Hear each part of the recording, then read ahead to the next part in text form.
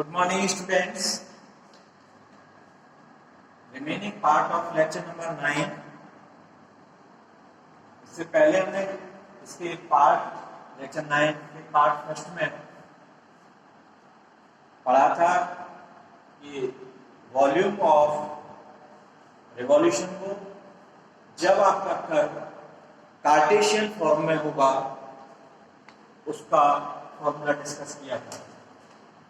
अब इस पार्ट में B part, when the curve is given in parametric form, that is x is the function of t and y is the function of t।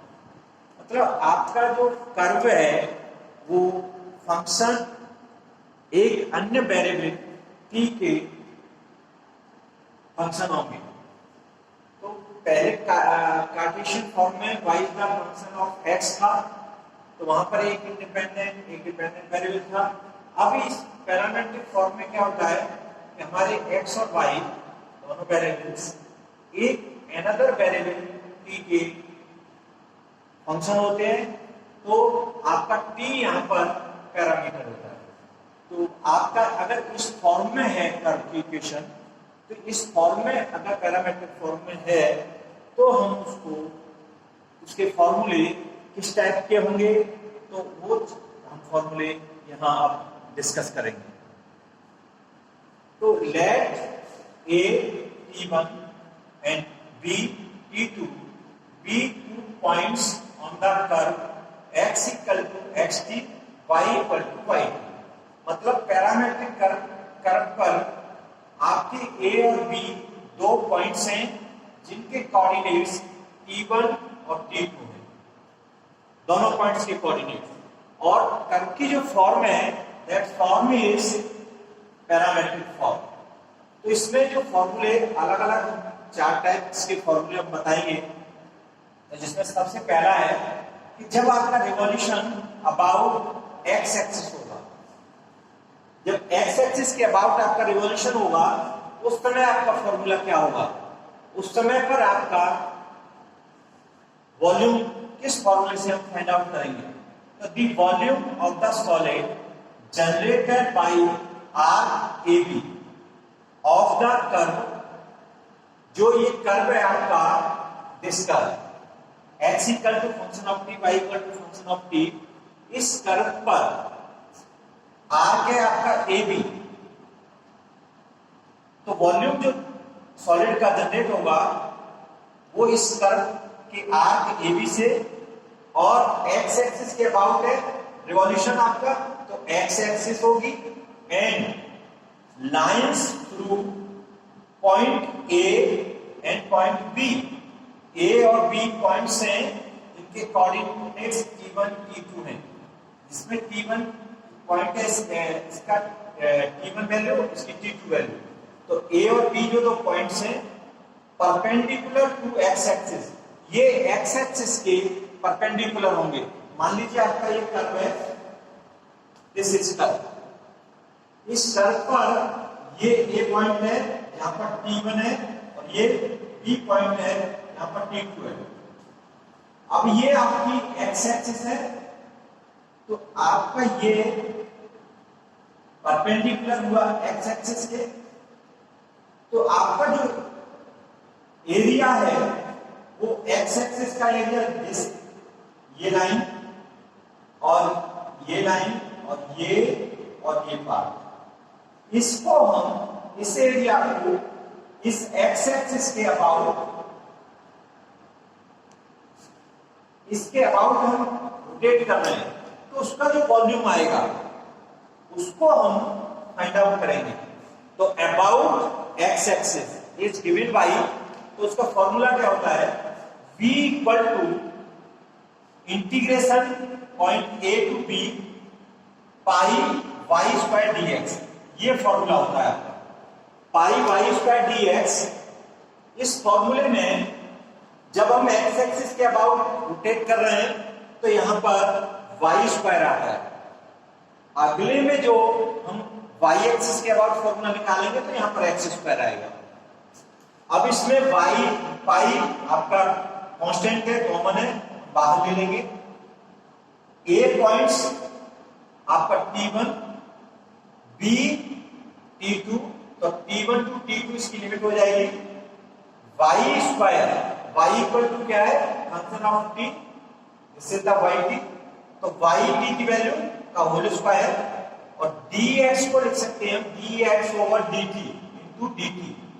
तो dx over dt की value हम यहां से find out कर लेंगे कि इसको t के रेस्पेक्ट, x का फंक्शन ऑफ t है, तो इसको हम t के रेस्पेक्ट डिफरेंशिएट करेंगे तो dx ओवर dt की वैल्यू हमें यहां मिल जाएगी। तो ये पूरा आपका इंटीग्रेशन t में होगा, और t के रेस्पेक्ट इसको इंटीग्रेट कर देंगे और t1 टू t2 इसकी लिमिट ले लेंगे, तो हमें इसकी वॉल्यूम फाइंड आउट हो जाएगा। नेक्स्ट है आपका second revolution about Y axis. तो जब वाई एक्सिस के अबाउट रिवॉल्यूशन करेंगे तो क्या चेंज आएगा इसमें, ये जो वॉल्यूम बाउंडेड होगा सॉलिड का रिवॉल्यूशन का, तो वो आर्क ए बी, कर्व पर आर्क ए बी है, आर्क ए बी और Y axis and lines through the points A and B.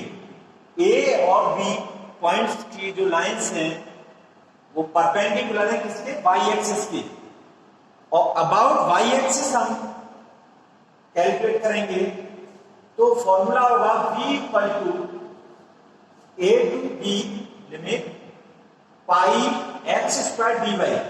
तो pi x square d y जब हमारा रोटेशन अबाउट एक्स एक्सिस था तो यहां वॉल्यूम में आ रहा था वाई स्क्वायर, अब रोटेशन हमारा वाई एक्सिस के अबाउट है तो हमारा यहां पर आ रहा है एक्स स्क्वायर।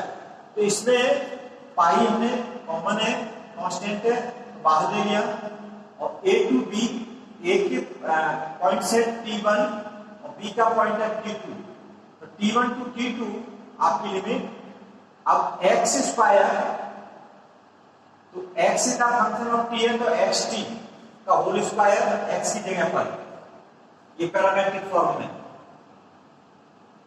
xt का होल स्क्वायर, और dy को लिख सकते हैं dy over dt to dt, dt से dt कैंसिल हो जाएगा, तो dy ओवर dt की वैल्यू हम y is the function of t हमें गिवन है, तो dy इसको t के रेस्पेक्ट डिफरेंशिएट करेंगे तो dy ओवर dt की वैल्यू हमें फाइंड आउट होगी, और वो वैल्यू हम यहां पुट कर देंगे। तो xt की वैल्यू पुट की, मतलब x की value in terms of t, dy over dt, तो ये आपका इंटीग्रेशन t के रेस्पेक्ट होगा, और T1 टू T2 हम लिमिट ले लेंगे, और डेफिनेट इंटीग्रल की ये वैल्यू हमें वॉल्यूम को फाइंड आउट होगा। Now third is revolution about any line which is one side of the area of revolution. मतलब ये फॉर्मूला जो फाइंड आउट कर रहे हैं कि जो रिवॉल्यूशन है वो किसी लाइन के अबाउट होगा, और वो लाइन जो है एक साइड होगी एरिया ऑफ रिवॉल्यूशन की, एरिया ऑफ रिवॉल्यूशन की एक लाइन है, उसके अबाउट रोटेशन होगा। तो the volume of the solid generated by the revolution of the area bounded by the arc A B, वही आर्क ए बी, मतलब ये आपका कर्व है, x is the function of t, y is the function of t, इस पर a और b दो points हैं, तो ये आर्क होगा A B of the curve given line L।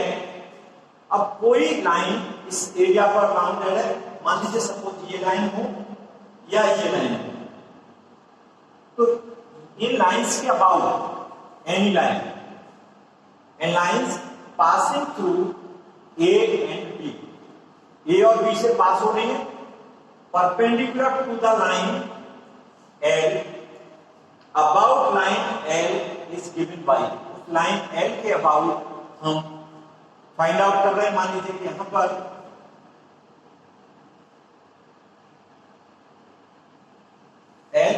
Given by, तो volume equal to A to B pi P M square D L, ये फॉर्मूला होता है, जहां पर पाई कांस्टेंट है, ए और बी के जो पॉइंट्स है वो T1 टू T2 है, पीएम स्क्वायर, पीएम आपकी परपेंडिकुलर डिस्टेंस है, P is any point on the curve, और PM is the perpendicular distance from the line L.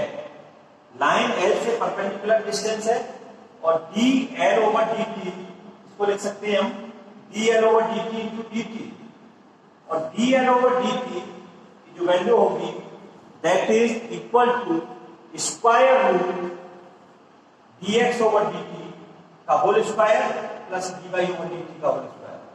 तो हम इसमें dl over dt की वैल्यू इस फॉर्मूले से फाइंड आउट करेंगे, और dx over dt हम कहां से लेंगे कि इसका x का फंक्शन ऑफ t है, तो dx इसको विद रेस्पेक्ट टू t हम डिफरेंशिएट करेंगे, dy over dt यहां से निकलेगा, dy over dt इस y का हम t के रेस्पेक्ट डिफरेंशिएट करेंगे, और दोनों का स्क्वायर करके प्लस करके और उसका स्क्वायर रूट ले लेंगे, dl over dt की वैल्यू ये होगी, और इससे ये वैल्यू हम यहां पुट कर देंगे, और pm परपेंडिकुलर डिस्टेंस हम निकाल लेंगे, और इन दोनों वैल्यूज को यहां पुट करेंगे, तो फिर उसका इंटीग्रेशन करेंगे विद रिस्पेक्ट टू t, तो हमें वॉल्यूम फाइंड आउट होगा।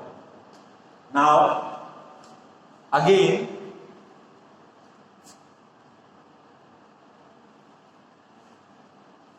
revolution about any line, कोई भी line which is not size of the area of revolution, वो एरिया ऑफ रिवॉल्यूशन की साइड नहीं है, लेकिन तब हम वॉल्यूम किस तरह से फाइंड आउट करते हैं, तो उसका फॉर्मूला है, तो जो एरिया जो बाउंडेड है किससे होगा, revolution of the area bounded bye arc AB of the curve, arc जो AB है कर्व का, उससे एंड अदर कर्व। अब अदर कर्व हो गया मतलब अलग लाइन होगी, मान लीजिए ये कोई लाइन होगी इस कर्व से अलग, और इस लाइन के अबाउट हम फाइंड आउट करते हैं, तो ये अलग कर्व हो गया, या लाइंस हो गई, कर्व हो सकता है, लाइंस हो सकती है, एंड अदर कर्व और given lines is given bye,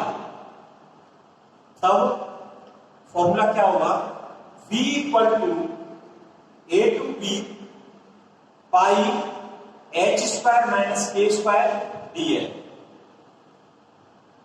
जहां पर h और k आपका क्या है, k की वैल्यू लेस देन h होगी, k is less than h, और ये परपेंडिकुलर हाइट्स होंगी लाइन L से, इस लाइन L से परपेंडिकुलर हाइट्स होंगी from any point on the arc AB पर, and dl is elementary length on line L, तो dl ओवर dt की वैल्यू आपका वही सेम फॉर्मूला होगा, dx ओवर dt का whole square plus dy over dt का whole square का square, इससे आप dl ओवर dt निकालेंगे, ये h और k परपेंडिकुलर हाइट्स इस लाइन L से निकालेंगे किसी पॉइंट P की, तो आपका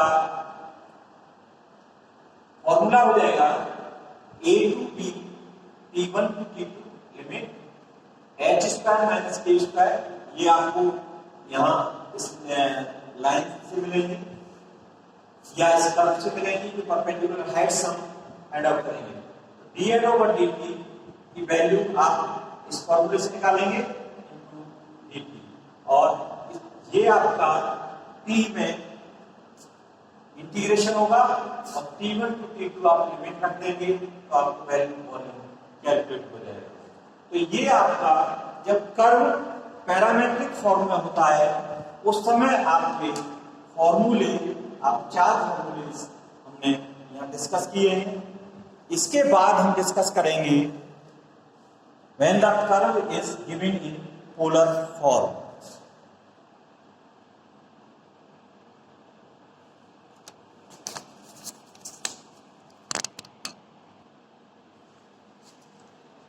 Now, this is the curve. C part, when the curve is given in polar form होती है r equal to function of theta, और इसको इस फॉर्म में भी लिखते हैं f r theta equal to 0। तो पोलर फॉर्म एक्चुअली होती क्या है कि x is the r cos theta, y is the r sin theta। x equal to r cos theta, y equal to r sin theta, तो x is the function of r theta and y is the function of r theta। तो x square plus y square equal to होता है r square cos square theta plus y square sin square theta, r square common, तो cos square theta plus sin square theta which is equal to r square, इसकी value 1 होती है। तो x square plus y square equal to r square होता है। r की वैल्यू होती है इसमें r equal to square root x square plus y square. तो x equal to r cos theta, y equal to r sin theta, इस को हम कह रहे हैं r is the function of theta. तो r is the function of theta ये polar form कहलाती है, जहां पर r की वैल्यू है square root x square plus y square, और थीटा इक्वल टू होता है theta equal to y upon x, इसको इससे डिवाइड किया, equal to r sin theta upon r cos theta. r से r कैंसिल, तो ये हो गया tan theta equal to y upon x, theta equal to tan inverse y upon x। तो ये थीटा की वैल्यू होगी, r की value square root x square plus y square and theta की value tan inverse y upon x। तो x equal to r cos theta, y equal to r sin theta, ये value आपकी polar form में होती है। तो इस form को लिख सकते हैं r equal to function of theta. अगर आपके कर्व की इक्वेशन पोलर फॉर्म में है तो उस समय पर हम हमारे वॉल्यूम के फॉर्मूले क्या होंगे, वॉल्यूम ऑफ रिवॉल्यूशन हम किस तरह से फाइंड आउट करेंगे, वो हम यहां पर डिस्कस कर रहे हैं। इसमें कर्व आपका पोलर फॉर्म में है तो उस पर जो पॉइंट्स होंगे वो r और थीटा के फॉर्म में होंगे। उस कर्व पर हम तो दो पॉइंट्स हम कंसीडर करते हैं। That point is that A r1 theta 1, उसके कोऑर्डिनेट्स r1 theta 1 है, and B r2 theta 2 है उसके कोऑर्डिनेट्स। तो we two points on the curve है आपका पोलर फॉर्म में r is the function of theta, या इसको हम इस तरह भी लिख सकते हैं function r theta equal to 0। That's the relation between r and theta। तो इसमें सबसे पहले हम जो फॉर्मूला डिस्कस कर रहे हैं कि हमारा जो रोटेशन है वो किस के अबाउट है। तो पहला है revolution of initial line theta equal to 0। अब theta equal to 0 initial line के अबाउट, तब इनिशियल लाइन क्या है आपकी कि मान लीजिए ये आपका कर्व है r is the function of theta. तो ये जो x एक्सिस होती है और that is the y axis, तो ये पोलर फॉर्म में यहां पर थीटा इक्वल टू 0 होता है, दैट इज द ओरिजिन। तो इनिशियल लाइन आपका x एक्सिस होता है और ये यहां पर theta equal to pi by 2 होता है और इसको पोल कहते हैं। This is the initial line and this is the pole. तो थीटा इक्वल टू 0 पर इनिशियल लाइन के अबाउट, अगर इनिशियल लाइन है तो थीटा इक्वल टू 0 और पोल है तो theta equal to pi by 2। तो पाई बाई 2 का मतलब पाई एक्सिस के अबाउट हमें वॉल्यूम कैलकुलेट करना है पोलर फॉर्म में। तो revolution of the initial line theta equal to 0 that is x axis. तो इसका जो फॉर्मूला है एक्स एक्सिस के अबाउट है, थीटा इक्वल टू 0 का अगर इनिशियल लाइन पर पूछ रहा है तो आपका जो फॉर्मूला होगा v equal to a to b pi. अब चूंकि वो एक्स एक्सिस के अबाउट है तो हमें y स्क्वायर लेंगे यहां पर और dx आएगा। अब इसमें पाई आपका कांस्टेंट है तो इसको हमने कॉमन लिया, बाहर ले लिया, और a और b पॉइंट्स के आपके a के हैं यहां पर θ1 और b का है θ2। तो θ1 टू θ2 आपकी लिमिट होगी y पोलर फॉर्म में, y की वैल्यू मैंने क्या बताई, y equal to r sin theta. तो y की जगह पर हमने r sin थीटा पुट किया तो होल स्क्वायर d और x की जगह r cos थीटा। इसको हमने सिंप्लीफाई किया तो θ1 टू θ2 तो इसकी वैल्यू आई 2/3 pi r cube sin theta d theta. So 2/3 हमने कॉमन ले लिया, बाहर ले लिया, कांस्टेंट है 2/3 पाई θ1 टू θ2 और r की वैल्यू है आपकी फंक्शन पोलर फॉर्म में r equal to function of theta. तो फंक्शन ऑफ थीटा का होल स्क्वायर ये थीटा की फॉर्म में आएगा, ये sin थीटा d थीटा, और इसको थीटा के रिस्पेक्ट इंटीग्रेशन कर लेंगे अंडर द लिमिट θ1 टू θ2 तो हमें वैल्यू फाइंड आउट होगी वॉल्यूम की। नेक्स्ट फॉर्मूला है आपका revolution about line through pole perpendicular to initial line. मतलब ये एक्स एक्सिस है आपकी इनिशियल लाइन, यहां पर थीटा इक्वल टू 0। अब इनिशियल लाइन के perpendicular that is the pole, that is the y axis के अबाउट, इसका मतलब थीटा इक्वल टू π/2 के अबाउट आपका फॉर्मूला क्या होगा। तो this formula is given by v equal to a to b pi. अब ये y एक्सिस के अबाउट है तो y एक्सिस में क्या फॉर्मूला है, x स्क्वायर dy। अब इसमें वैल्यूज हम पोलर फॉर्म की पुट कर देंगे तो यहां पर a टू b पाई और x की जगह पर आपकी r cos theta whole square d, y की जगह r sin थीटा। अब इसको हमने पाई हमने बाहर ले लिया और इसकी जो वैल्यू आई 2/3 r cube cos theta d theta. तो 2/3 कॉमन सॉरी कांस्टेंट है तो बाहर ले लिया 2/3 पाई θ1 टू θ2 और r की वैल्यू फंक्शन ऑफ थीटा यहां से, तो r is the function of theta whole square, तो ये थीटा की फॉर्म में आ जाएगा cos थीटा d थीटा। तो इसको हम इंटीग्रेट कर लेंगे विद रिस्पेक्ट टू थीटा तो हमें वॉल्यूम की वैल्यू फाइंड आउट होगी। Now third is the revolution about any line theta equal to alpha. मतलब आपका रिवॉल्यूशन किसी लाइन थीटा इक्वल टू अल्फा के अबाउट है तो उस कंडीशन में हम कैसे निकालेंगे वॉल्यूम को। तो in this case replacing theta by theta plus alpha in the whole system, सारे सिस्टम में ये है, इसमें आप थीटा को थीटा प्लस अल्फा से रिप्लेस कर देंगे और आपको इन फॉर्मूलों से आप कैलकुलेट कर सकते हैं वॉल्यूम को। अगर इसी केस में अल्फा इक्वल टू 0 हो जाए तो ये आपका एनी लाइन आपका इनिशियल लाइन में कन्वर्ट हो जाएगा। तो इस तरह से हम पोलर फॉर्म में वॉल्यूम को कैलकुलेट करते हैं।